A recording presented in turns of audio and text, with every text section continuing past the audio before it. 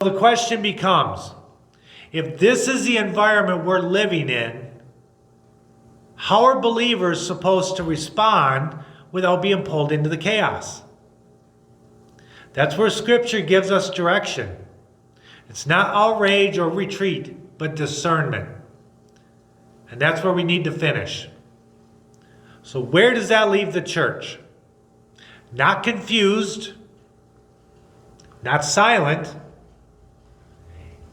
and not swept along by the noise, but also not reactionary, not hateful, and not reckless. Scripture does not leave us guessing about how believers are supposed to live when deception is loud and truth is costly. Paul tells us plainly in Romans 12, verse 2, don't be conformed to this world, but be transformed by the renewing of your mind, that you may prove what is the good, well-pleasing, and perfect will of God. Notice the order. Renew the mind first, then discern what is good. If the mind is not renewed, everything feels right that shouldn't, and wrong that is. A renewed mind does not just feel strongly, it thinks clearly.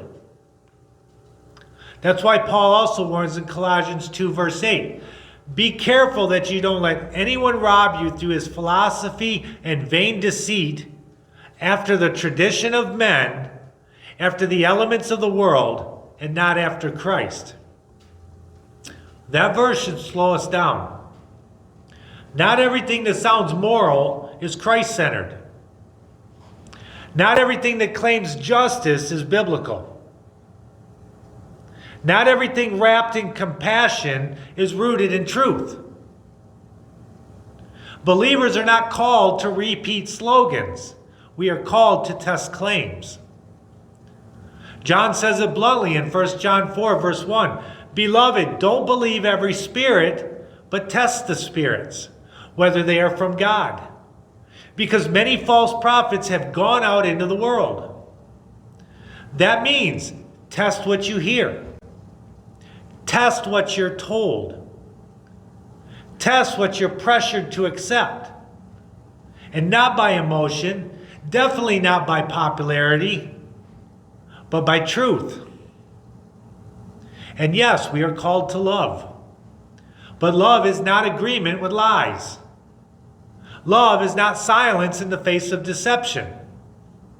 Love is not surrendering truth to avoid conflict.